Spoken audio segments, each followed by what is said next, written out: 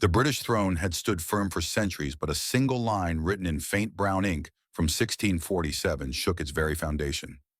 That line was not merely an ancient curse, it was a death sentence hanging over Prince William's head. And as the dark past resurfaces, who will have the courage to face the truth? The wind howled through the ancient gray arches of Ely Abbey, where the secrets of the past seemed to whisper through every crack.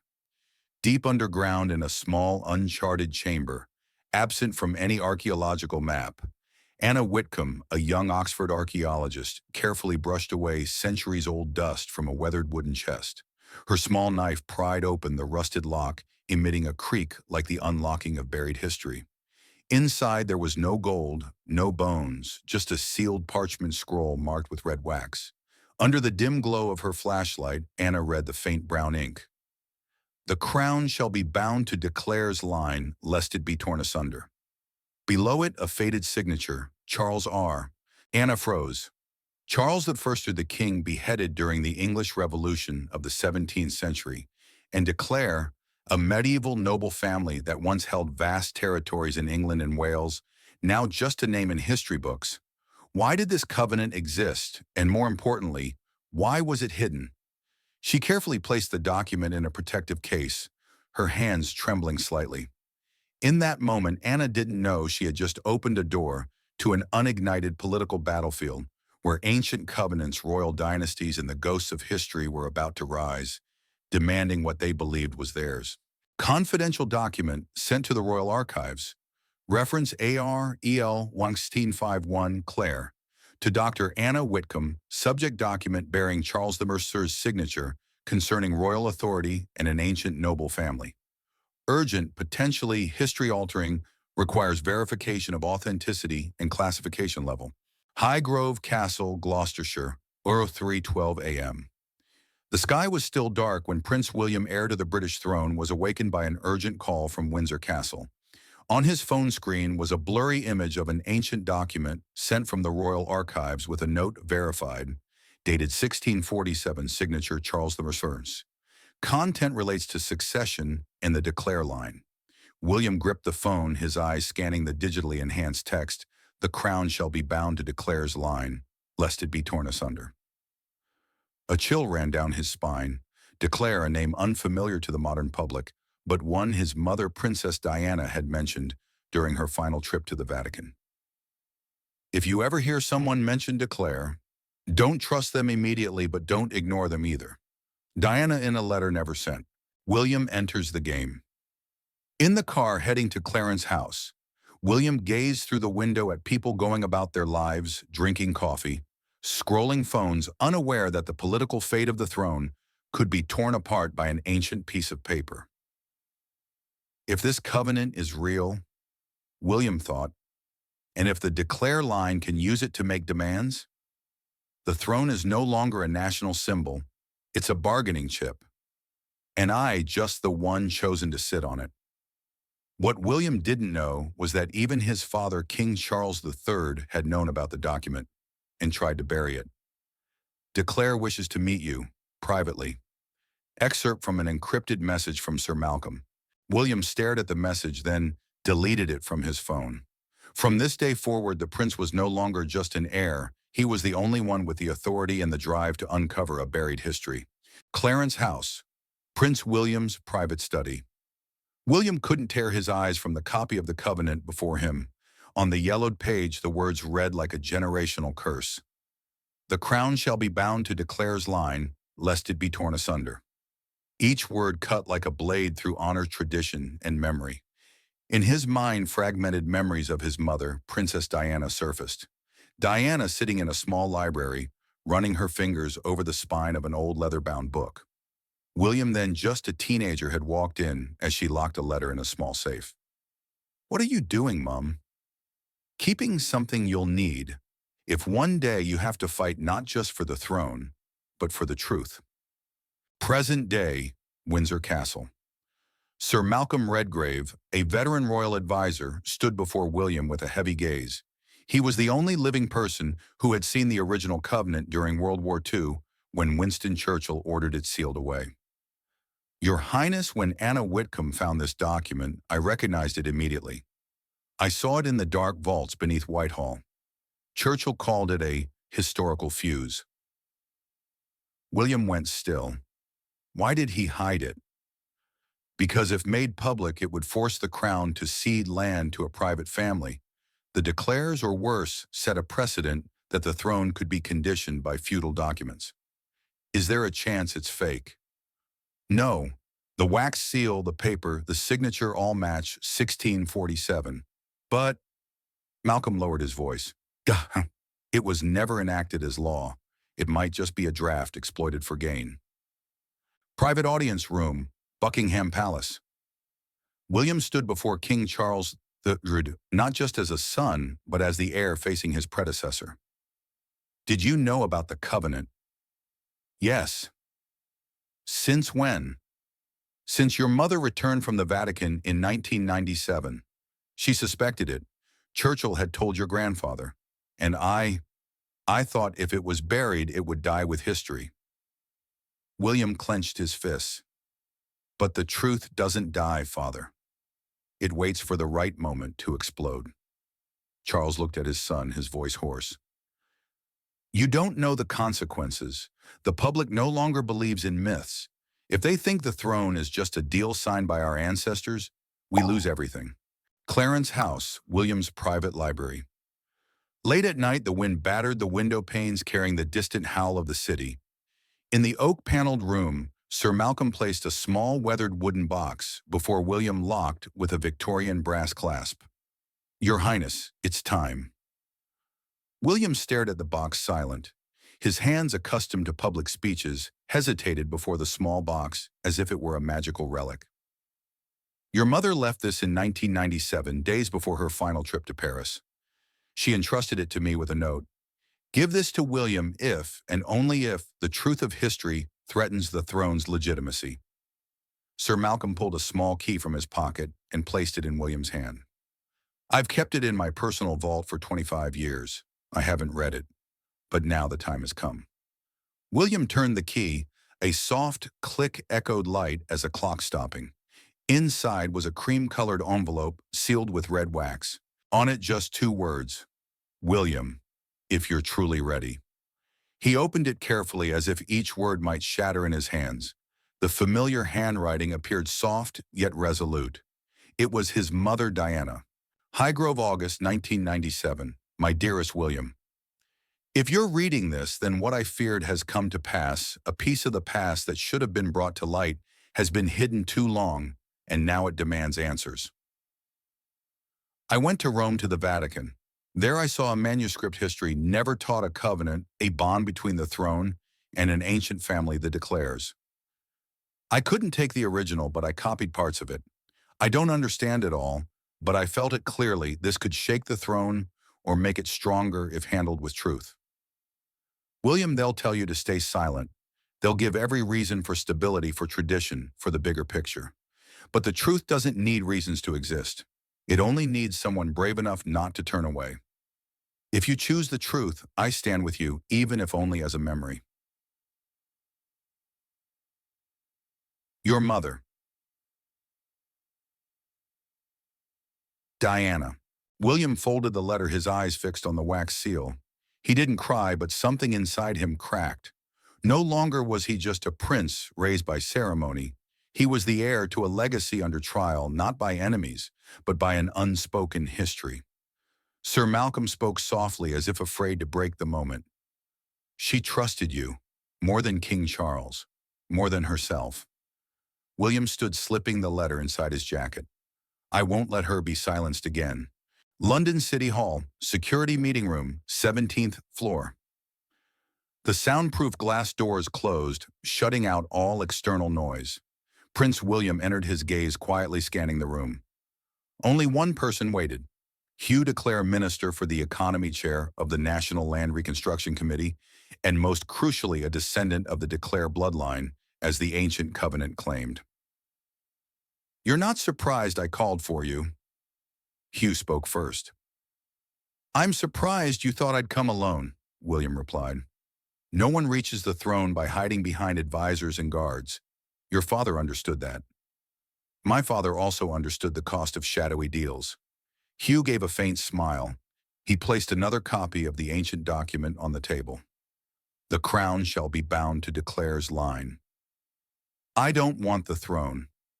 Prince, Hugh said, his voice steady as stone. I want what was owed to my ancestors denied by the political games of kings after Charles I. So Nando, you want land. I want honor restored, and if I don't get it, the public will. William stared at him. Are you threatening me? I'm offering you a historic choice. Join me in a controlled reform of the monarchy, where I help you ascend early with the backing of progressive political blocs. Or I release this truth to the press, putting the entire royal family on Parliament's dissecting table. Hugh sat back calm and assured as if he were the one setting the rules of the game. The air in the room thickened. William leaned back in his chair, his eyes never leaving the copy of the covenant lying silently on the glass table. Each ancient word, each brown ink stain, whispered to him, not in the language of law, but of blood-manipulated history and restless ghosts. On one side was his father, King Charles III, who chose silence, believing the truth could shatter a nation's faith. On the other was Hugh de Clare, heir to an ancient bloodline now demanding honor's territory with a political dagger at the throne's throat. And in the center, William thrust into the pivotal role, a prince forced to choose between the throne and the truth. If I agree, he thought, I'll ascend not by the will of the people, but through a twisted historical bargain. If I refuse, I could lose everything: the throne, the public's trust. But if I stay silent like my father, I'll be no different from those who buried my mother in darkness. William stood, his gaze eerily calm. Aaron, I won't bargain with history, he said to Hugh, his voice no longer angry, but firm as steel. But I will engage with the truth, on a public stage, not behind the people's backs. Hugh's lips curled, but for the first time in the meeting, he fell silent. William picked up the copy of the covenant, folding it carefully. You think I'm just a prince, but I'm the heir to the justice my mother died defending, and I won't let any ancient bloodline, not even my own, dim that. Then he walked away. At that moment, the first spark of a political, moral, and royal battle was ignited. On the ancient cobblestone path winding around the Vatican's walls, William walked between two rows of white columns where popes had hidden and preserved Europe's secrets for centuries. Beside him was Father Matteo Ravani, an Italian scholar-priest who oversaw the secret archives and had met Princess Diana 3 weeks before her death. She didn't ask permission, but she knew how to make people listen. With charm or with threats? William asked, half serious, half testing. With loneliness, Matteo replied. They stopped before a heavy wooden door carved with a lock and 2 crossed swords. I kept this because I believed she wasn't the last to need it, Matteo said, turning the key. The hidden document. On a stone table in a special archive room, Matteo placed a leather box sealed with the Declare crest in wax, alongside a yellowed handwritten letter. William froze when he saw the familiar handwriting, his mother Diana. She recorded what she read from an ancient covenant. We couldn't let her take the original, but she copied the final part by hand. If the crown resists its covenant, the line of Declare may claim recompense through means just or divine. A warning, a threat, or both. William opened his mother's letter. The first line stopped his heart. My beloved, if you've reached the Vatican, the darkness around me has grown too thick to return from. In the letter, Diana wrote of a man in clerical robes who showed her a forbidden manuscript, a covenant between Charles the Monarch and the Vatican never made public. He spoke of a betrayed bloodline and an unfinished agreement. They wanted me to mediate. To convince Charles to return to the old structure, I refused, and I felt watched. William gripped the paper tightly. Each word tore through the idealized veil the royal family had built around Diana. She didn't die in an accident.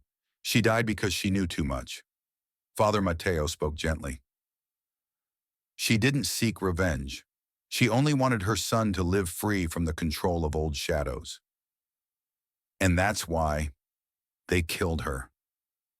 William stepped out of the Vatican, holding Diana's handwritten copy and a Latin note translated by Matteo. Veritas regem non destruit, said Revelat. The truth doesn't destroy the king, it reveals him. He looked up at Rome's clear blue sky, still as if history itself was waiting for his next move. Mother, now I understand. If the truth killed you, it will be the weapon I use to protect you. In the darkness, his phone buzzed. It was Sir Malcolm. A single message appeared. Declare has leaked the document to The Guardian. They publish in 48 hours. Parliament demands an urgent hearing. William knew he no longer had time to choose. He had to act. London, 07:12 a.m. The Guardian headquarters. Phones rang incessantly in the newsroom. The main screen displayed the headline of an article set to publish. Crown owes land to private dynasty, declare files. Shocked the monarchy. Below it was an image of the ancient covenant, its faint wax seal and Charles Orange signature, leaked by an anonymous source, but potent enough to shake the nation. Are we sure? The editor-in-chief asked. The source is Hugh de Clare himself. And William, silent for now. Windsor Castle, emergency meeting room. The air in Windsor's third-floor meeting room was as heavy as the ancient stone wall surrounding it. Prince William sat at the head of the table, facing Queen Camilla, Sir Malcolm, and 3 cabinet office representatives. All eyes were on the large TV screen, broadcasting a live BBC Parliament report. The presenter's voice was taut. And currently 42 MPs from both parties are demanding an emergency hearing in Parliament regarding the leaked Declare files. On screen, the covenant with Charles the Minister's signature was enlarged next to images of William swarmed by reporters. A Labour MP stood in the early morning session. If the royal family can be swayed by an unverified feudal document, we must reassess the entire line of succession from Prince William onward. A Liberal Democrat MP added, "This is no longer about an old covenant. This is a crisis of trust. The monarchy must clarify or face a referendum on its very existence." William sat still. He didn't turn to Camilla, whose gaze remained fixed on the screen, as if silently clinging to the crown. Sir Malcolm leaned forward, whispering, "Your Highness, if you don't speak today, the press will shape the truth as they see fit. And then, no one will control the throne anymore." William stood, his voice low, clear, and resolute. Prepare a press conference. Not here, but where history was written. That afternoon, an unscheduled press conference was held at the National History Museum. William appeared alone, no military uniform, no royal insignia. Just a man carrying history, ready to face it. He stepped to the podium. "I am the heir to the throne, but I will not inherit lies. The Declare Covenant is real, a document never formally enacted, hidden by past political fears. But because it was never declared, it holds no legal weight today. I will not ascend based on bargains. I will not sit on a throne built on silence and blood." William pulled out a copy of Diana's letter, holding it before the cameras. "My mother, Princess Diana, knew of this covenant. She refused to be its tool, and she paid the price. I cannot stay silent as she did. I will not let anyone rewrite history with the ink of darkness." The media storm breaks. London awoke to a political thunderclap that morning. In cafes, on subways, news tickers ran endlessly on LED screens across public squares. Each headline was a dagger, either piercing the heart of the monarchy or elevating William as a new generation icon. William shatters centuries of silence. The heir defies history. The Guardian, bold as a waking conscience. Crown versus the Covenant, can the monarchy survive the truth? The Times, cold as a pending verdict. Throne threatened or saved? Daily Mail, teetering between justice and sensationalism. Social media erupted. Clips of William's speech were shared millions of times. Some called him the torch of post-Elizabeth transparency, while others cursed him as the destroyer of royal blood by his own hand. Night fell over London like a heavy silent curtain. In the News Night studio, cold light bathed Hugh de Clare's face, casting him as a figure from the feudal era, reborn, confident, sharp, and cold as forged steel. Prince William is an idealist, But history isn't built on ideals. It's written by what we accept as true. The British monarchy, Hugh said staring into the camera, chose silence over a lawful covenant for nearly 4 centuries. Now they cannot half acknowledge, half deny. He leaned back, a smile like a cut. There's no half-truth in law, and there's no neutrality when the throne sits on the edge of deceit in history. A pause, then he concluded with a judge's tone. If the prince wants to expose everything, let him pay the price alongside the throne. The night wind cut through the open window of William's study in Clarence House, where he sat silently under a dim yellow lamp. Before him, neatly stacked but heavy with consequence, was a petition from over 40 MPs demanding a review of his succession rights until the connection between the heir and the declared document is clarified. The door creaked open. Sir Malcolm entered, holding a report printed on Cabinet Office letterhead. He didn't sit, only stood behind William, speaking softly. The truth can save the soul of the throne, but it can also leave the throne empty with no one brave enough to claim it. William looked up, his gaze steady, his voice low and resolute. Then let me be the first to step up, even if the ground beneath me crumbles. Sir Malcolm narrowed his eyes. And if you fail, William didn't turn. At least I won't wear a crown of lies. Oxford, Faculty of Ancient Texts and Religious Studies, 8:10 a.m. Parchment pages turned like William was navigating a labyrinth with no exit. Anna Whitcomb, the archaeologist, sat across from him, her hands resting on a copy of a letter Charles I sent to the Vatican. Beside them was Father Benedetto de Luca, a silver-haired Vatican scholar who had worked in the secret archives for 30 years. This letter, he said in a thick Italian accent, tapping the page, is an addendum to the proposed 1647 covenant between Charles I and the Holy See. But it was never signed by the Pope. William looked up. You're certain? As certain as I know who kept the original. So, what Declare holds is just a draft, Anna exclaimed. Benedetto nodded, pulling another yellowed paper from his pocket. And this is a confession from a cardinal in 1651. It clearly states Charles the Reformer was pressured by a group of nobles, including Hugh de Clare's ancestor. William took the paper, reading slowly. Cold sweat beaded on his temples. So, the covenant and its succession rights were based on a power play that was never finalized. Anna opened an old leather satchel, pulling out a hand-drawn map by Diana, inked in brown, with slanted lines, a map of an abandoned monastery deep in Umbria, Italy, San Lorenzo Abbey. Diana went there, Anna said. She sent me this copy before she died. She suspected it held the original covenant or proof it was never sanctified. William stared at the map. The wind outside blew through the ancient window, rustling the papers. Mother knew. She didn't just know, Anna said. She acted, and she may have been stopped. Pointed one. Umbrian mountains dawn, outside San Lorenzo Abbey.